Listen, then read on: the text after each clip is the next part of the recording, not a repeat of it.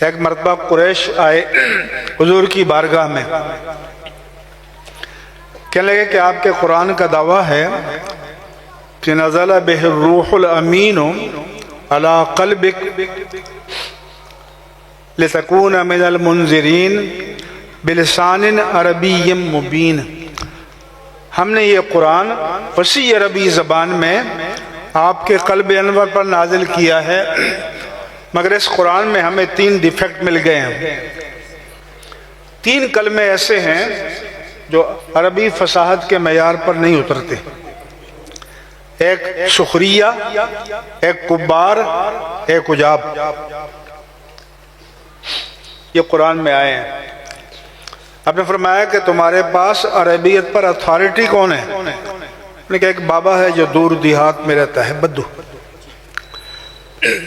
کیونکہ عرب اپنے بچوں کو اصل ٹھیٹھ عربی سکھانے کے لیے بدوؤں کے پاس بھیجتے تھے قریش، کیونکہ شہروں میں زبانیں مکس اپ ہو جاتی ہیں۔ جیسے آپ کی پنجابی ہے تو 30% تو اردو الفاظ ہیں بیچ میں، اب 5-10% انگریزی بھی شامل ہو گئے ہیں۔ تو ایک صاحب نے کہا تھا کہ بھئی وہ یہ ہمارے ہاں جو لیبر کلاس کے لوگ ہیں یا امریکہ یورپ جاتے ہیں انگریزی کیسی بولتے ہیں؟ کہتا ہے یار ذرا ونڈو شٹ کر دیں۔ بھئی انگریزی ہوتی ہے، اتنی انگریزی آپ بھی بول لیتے ہیں۔ تو حضور نے فرمایا کہ بلا اس بابے کو۔ بلایا، حضور کے سامنے آیا، آپ نے فرمایا بیٹھ جاؤ، بیٹھ گیا۔ پھر فرمایا کھڑے ہو جاؤ، کھڑا ہو گیا۔ پھر فرمایا بیٹھ جاؤ، بیٹھ گیا۔ پھر فرمایا کھڑے ہو جاؤ، کھڑا ہو گیا۔ پھر فرمایا بیٹھ جاؤ، تو بابا کو غصہ آ گیا۔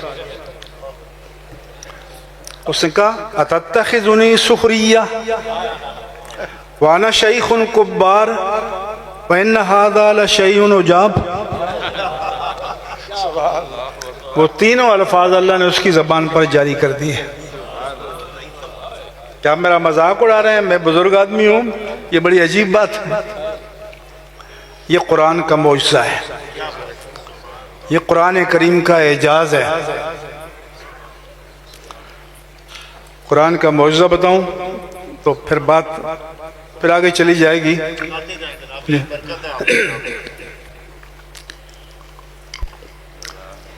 سورہ الرحمن میں آیت ہے یا معاشر الجن والانس ان استطعتم ان تنفذوا من اقطار السماوات والارض فانفذوا لا تنفذون الا بسلطان۔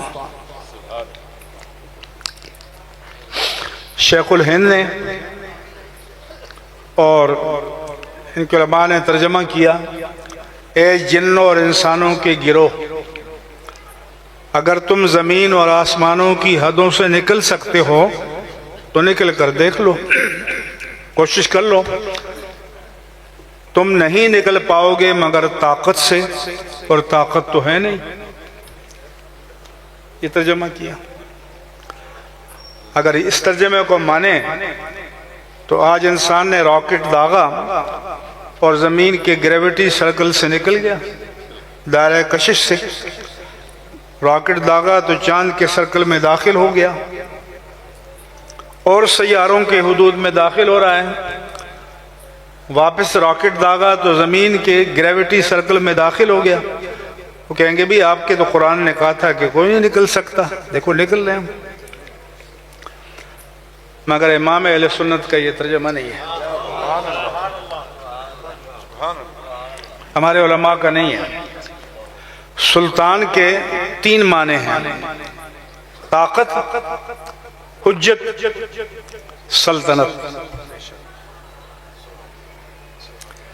تو امام اہل سنت نے ترجمہ کیا کہ جنوں اور انسانوں کے گروہ، اگر تم زمین اور آسمانوں کی حدوں سے نکل سکتے ہو تو نکل کر دیکھ لو، تم جہاں بھی نکل کر جاؤ گی اسی کی بادشاہت ہے۔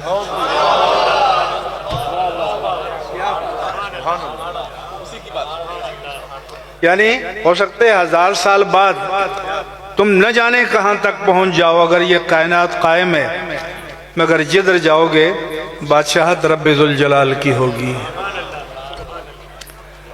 تو اس لیے قرآن کا ترجمہ کرنے کے لیے صرف عربی آنا ضروری نہیں ہے، اتنا کافی نہیں ہے کہ عربی ڈکشنری میں اس کے یہ معنی ہے، لغت میں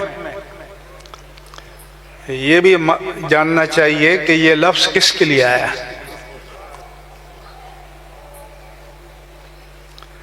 اور جو ترجمہ ہم کرنے جا رہے ہیں وہ اس ذات کے شایان شان ہے یا نہیں ہے؟ تو جو اہل عقیدت و محبت ہیں وہ بلائنڈلی ٹرانسلیشن نہیں کرتے، ہوش سے کرتے ہیں۔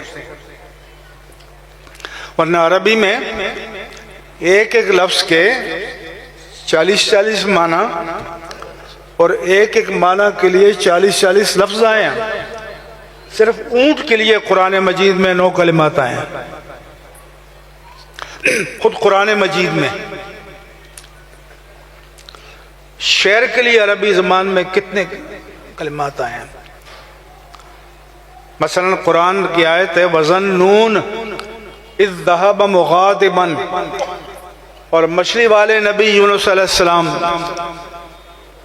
جب وہ قوم سے ناراض ہو کر چلے گئے، وَظَنَّ، انہوں نے گمان کیا، أَلَّن نَقْدِرَ عَلَيْهِ، کہ ہم اس پر قابو نہیں پا سکیں گے۔ شیخ الہند کا ترجمہ۔ بولو ہم تو گناہگار لوگ ہیں نا، ہم میں سے کوئی یہ سوچ سکتا ہے کہ اللہ قابو نہیں پا سکے گا؟ بولو ہم میں سے کوئی اللہ کی ذات کے بارے میں گمان کر سکتا ہے کہ وہ ہم پر قابو نہیں پا سکے گا؟ تو پھر نبی کر سکتے ہیں؟ تو قدرہ یقدرو کے ایک معنی قدرت کے ہیں، انہوں نے لغت میں دیکھا تو فٹ کر دیا، یہ نہیں سوچا کہ یہ کس کے لیے ہے۔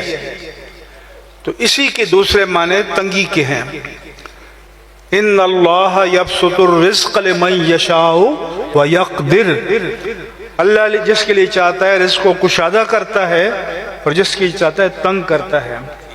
تو امام اہل سنت نے کیا تو انہوں نے گمان کیا کہ ہم ان پر تنگی نہیں کریں گے، یعنی ان سے باز پرس نہیں کریں گے، وہ چلے گئے، یہ نہیں فرمایا کہ قابو نہیں پائیں گے۔ اس لیے یہ بھی ضروری ہے کہ قرآن میں اگر اللہ کی ذات کے لیے کوئی کلمہ آیا تو اس کے شایان شان معنی کیا ہیں، اللہ کے نبی کے لیے کوئی کلمہ آیا تو اس کے شایان شان معنی کیا ہیں، اللہ کے ولی کے لیے کوئی کلمہ آیا تو اس کے شایان شان معنی کیا ہیں، یہ جاننا ضروری ہے۔